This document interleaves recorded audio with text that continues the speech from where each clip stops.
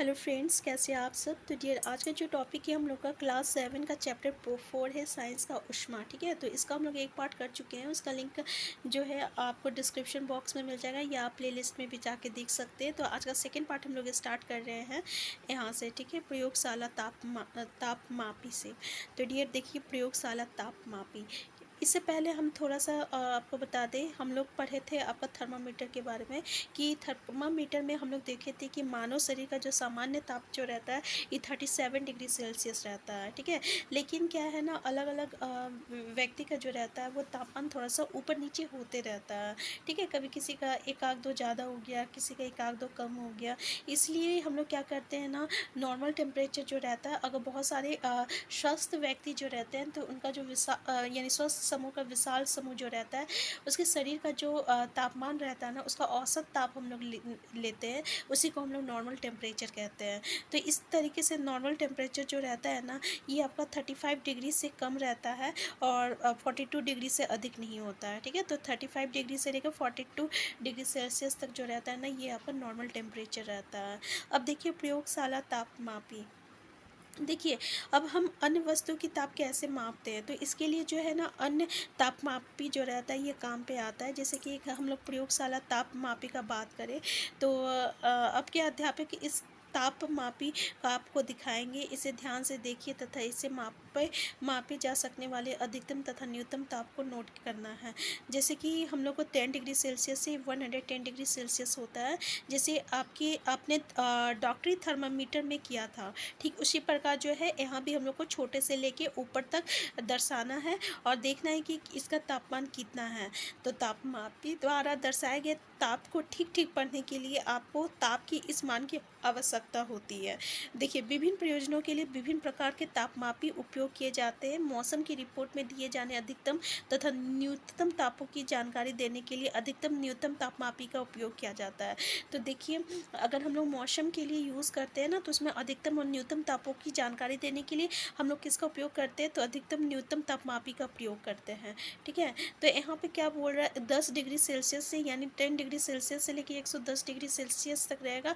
और यहाँ पे से हम लोगों को जो है तापमान जो है निकालना, देखना होगा कि कितना तापमान है। ठीक है, तो ये आपको बताया जा रहा है। जैसे कि यहाँ पे एक एक्सपेरिमेंट प्रयोगशाला तापमापी द्वारा जल का मापन किया है। जैसे कि एक बीकर में जो है हम लोग एक जल मतलब पानी लेंगे और फिर तापमापी को जो है जल से हम लोग इस प्रकार डुबाएंगे कि उसका बल्ब जो रहता है ना पूरी तरह डूब जाएगा, लेकिन वो बर्तन का जो नीचे का जो पार्ट है ना, उसको वो टच नहीं करेगा और दीवार को बर्तन का चारों ओर वो टच नहीं करेगा।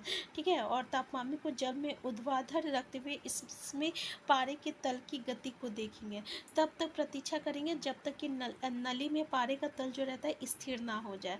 तापमापी का पाठ्यांक नोट कीजिए, ये इस समय जल का ताप है। तो कक्षा में विभिन्न विद्यार्थियों द्वारा मापे गए जल के ताप की तुलना कीजिए। क्या इन मापों में कुछ भिन्नताएं हैं, संभव कारणों पर चर्चा कीजिए।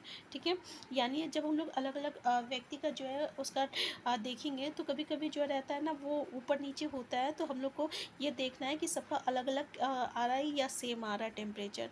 प्रयोगशाला तापमापी का उपयोग जो है करते समय डॉक्टरी थर्मामीटर का पाठ्यांक लेते समय बरती जाने वाली सभी सावधानियों के अतिरिक्त निम्नलिखित सावधानी भी बरतनी जानी चाहिए।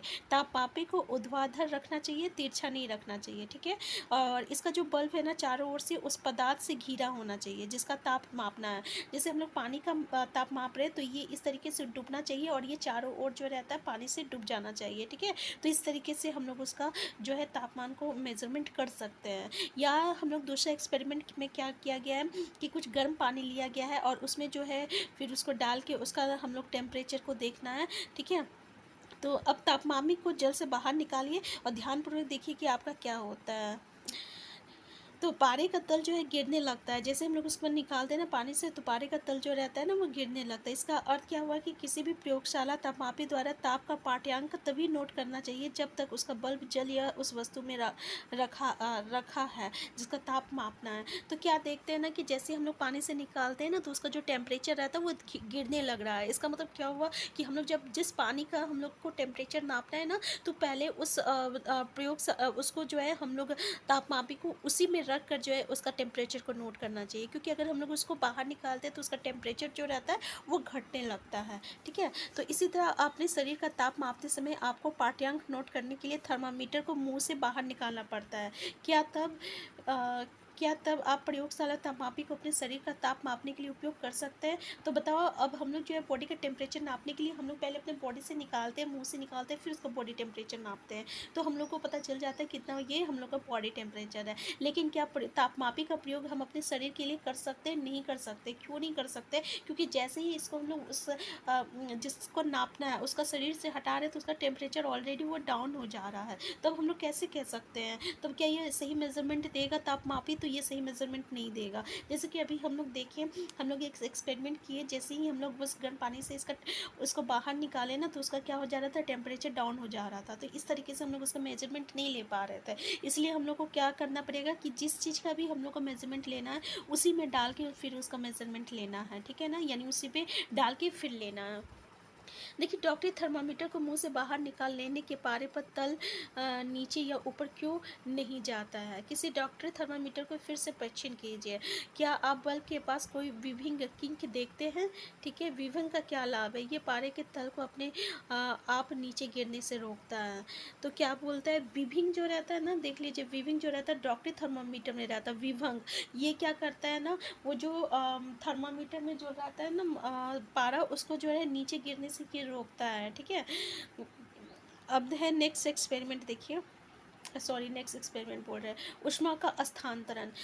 इसमें ये क्या है, अंकीय तापमाप, इसको थोड़ा सा देखते हैं। तापमापिक में पारे के प्रयोग के विषय में अनेक चिंताएं हैं। पारा एक विषाक्त पदार्थ है और यदि तापमापी टूट जाए तो इसका निपटान अत्यंत कठिन है। आजकल अंकीय तापमापी डिजिटल थर्मामीटर उपलब्ध है जिनमें पारे का उपयोग नहीं होता है। देखिए, अभी इस तरीके के आपका तापमापी है और इसमें ना पारा का उपयोग जो है हम लोग नहीं करते हैं। ऊष्मा का स्थानांतरण, ऊष्मा का स्थानांतरण मतलब क्या बढ़िया कि जैसे कि आप देखिएगा, अगर आप किसी चीज़ को जो है गर्म कर रहे हैं तो आपका एक साइड में अगर आप गर्म कर रहे हैं तो वो क्या है, दूसरा साइड भी गर्म हो जाता है। तो यहाँ पे क्या होता है, हीट ट्रांसफ़र होता है, इसी को बोल रहा है ऊष्मा का स्थानांतरण। जैसे कि यहाँ पे एक एक्टिविटीज़ किया गया है, जैसे कि एक रोड लिया गया है, उसमें ना यहाँ पे कैंडल रख दिया गया है। अब यहाँ पे एक कैंडल है, इसको ना जलाया जा रहा है, ठीक है।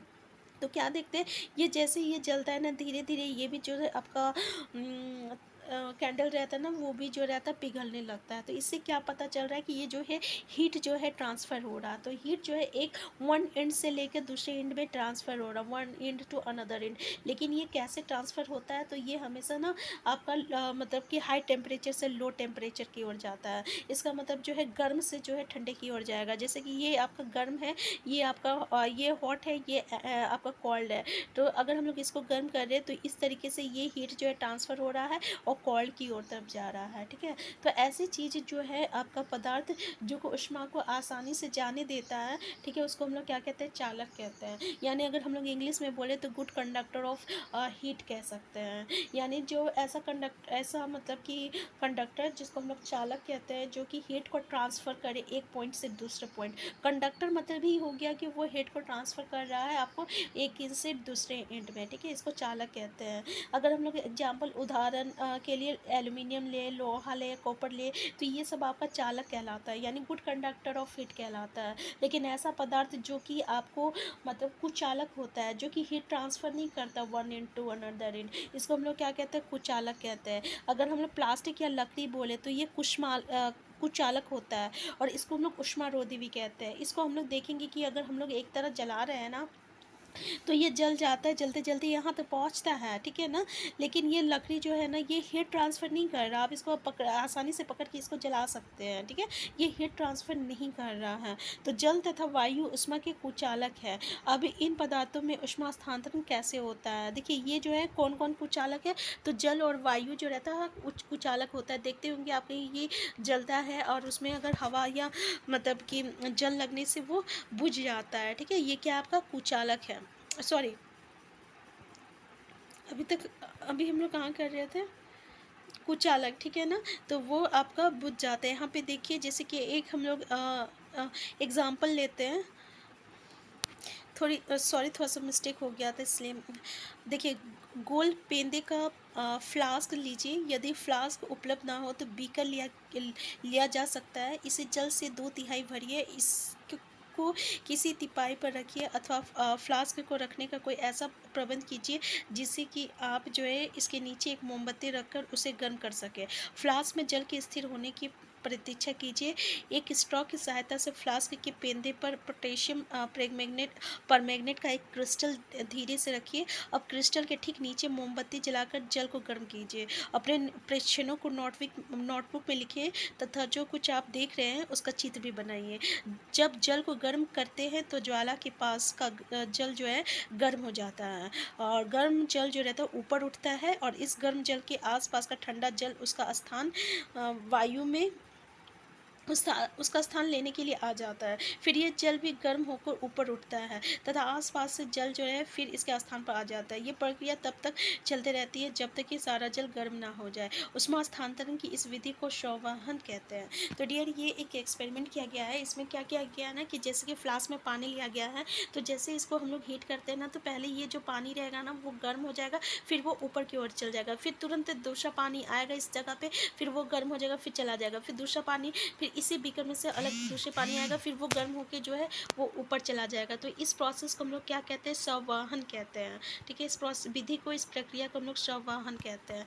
तो वायु में ऊष्मा का स्थानांतरण किस प्रकार होता है? धुआं किस दिशा में जाता है? ऊष्मा स्रोत के पास की वायु गर्म होकर ऊपर उठाती है और इस प्रकार ये वायु भी गर्म हो जाती है और ये प्रक्रिया चलती रहती है। ठीक है, तो देखिए इसमें क्या बोल रहा है कि ऊष्मा स्रोत के पास की वायु को जो रहता है गर्म कर देता है। गर्म होता है तो ऊपर की ओर चल जाता है, ऊपर की ओर वो चला जाता है। तो ये एक्टिविटी जो है ऐसे ही होता है। ठीक है, तो हम यहाँ मतलब इससे आगे जो है ना हम नेक्स्ट क्लास में देखेंगे। तो डियर, हम फिर मिलते हैं। तब तक के लिए आप स्वस्थ रहिए, खुश रहिए, अपना ख्याल रखिए। Thank you.